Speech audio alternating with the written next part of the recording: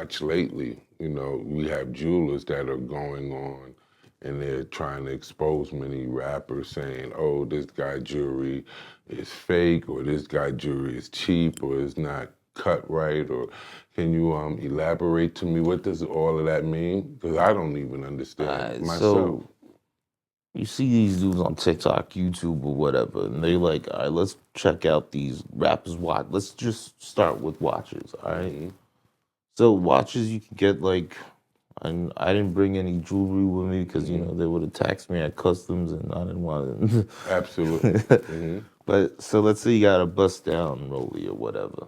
Mm-hmm. So these dudes zoom in and be like, okay, that's not the original case, that's not the original bracelet, that's not the original dial, that's all aftermarket. Okay, it is aftermarket. Diamonds is real. The movement inside, probably real. All you paying is just for the metal and the diamonds. You can't say that it's fake. He just didn't want it that way.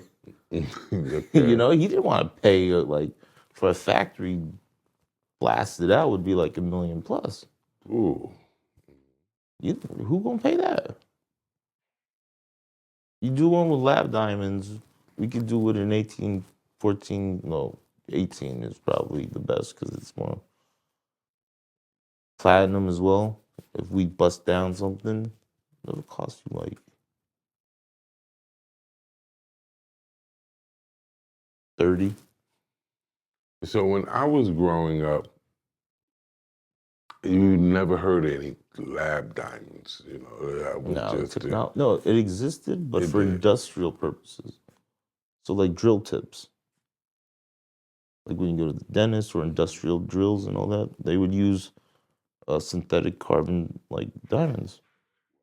But it wasn't until recently they realized that if we cut it the way that we cut diamonds, we can make jewels out of it. Okay. So what's your position on the rappers? Are they wearing, is the quality of jewelry, like, say for instance, this was one of the things that I was always curious about. I would be with artists and I protect them and I go downtown, doing their armed security, and I go to them to the top, these so-called top jewelers, without even saying any Yeah, let's names. not say no Yeah, names. exactly. But I'm there, I'm there protecting these guys, and I watched them buy jewelry and spend. I mean, literally, I've been with them and watched them spend $1 million on jewelry. And my position would be, I would look and I would say, the jeweler don't have on no jewelry whatsoever. And I always wanted to know I'm like, and nobody he works for is wearing no jewelry.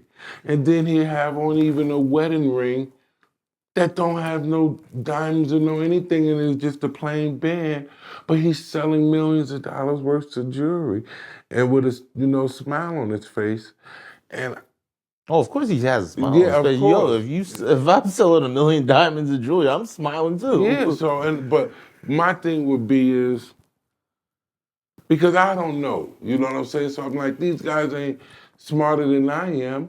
How do you know what they're selling you? Well, that's the thing. See, so all right, the way that the jewelry industry works, there's all right. Let's say like the shadiest practices right now would be what we call recycled jewels and recycled metals. So you go to the pawn shops. These pawn shops every day they got somebody in that wants to pawn off their ring or pawn off their chain and whatever. Now these guys aren't stupid. They're gonna check the quality. They're gonna make sure it's gold or they're gonna make sure whatever it is, it's authentic. Then they're gonna cut you probably like 50% of actually the gold worth if you don't know. Because they're taking advantage of you at the end of the day. They know you're desperate or else you wouldn't be at the pawn shop. You go to the pawn shop. Let's say you got a ring you want to sell, engagement ring. Pop out the rock, keep it, store it, melt down the gold. And they do this in bundles. And they know that the jewelers are gonna come and try to collect because they can get it for cheaper. Or you can go to a direct source, but that will cost you more.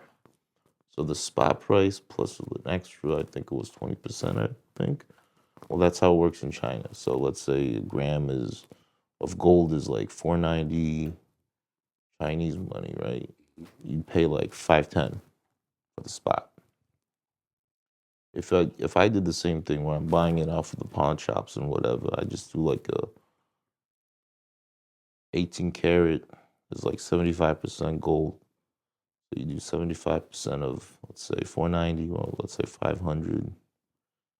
I don't have to pay the extra 20, and I get a discount on that. So I can remake that into jewelry. And the stones, because ain't no pawn shop, it doesn't matter how, unless you got a huge rock, like let's say like 20 carats, 10 carats, 5 carats, something like that.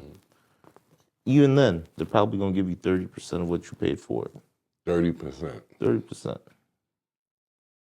They gonna sell it to the wholesalers. The wholesalers are gonna buy it for a little bit because the guy needs a margin. He needs to make his margin. They gonna buy up all the stones, sort them out. Boom. One of the things that I would see, the guys would get like, just like a plain rollie, but they get bust down rollies Bust downs, yeah. with all the, how Yeah. much are those worth? Now, if you want to talk, let's say original watch, Mm-hmm. and let's say yours, for example, right? Mm-hmm. If I took it apart, I changed the bezel, changed the dial, bracelet. If you want to keep the original bracelet, which I wouldn't recommend you do, but No, okay. if we were to drill holes in that, just add diamonds, just the diamonds itself, Mm-hmm. you're looking around lab grown, right? You're looking around 8 grand. All right, I see these guys paying 30, 40,000 for a watch. The jewelry business is like the biggest. Wait up, that's what they're It's a paying. 300% markup, at least. So the watch is only worth about 8 grand. No, the diamonds. If you pay, let's say you bought the plain rollie, yeah. So the watch itself, like right now, Mm-hmm. which is a nice piece, Mm-hmm.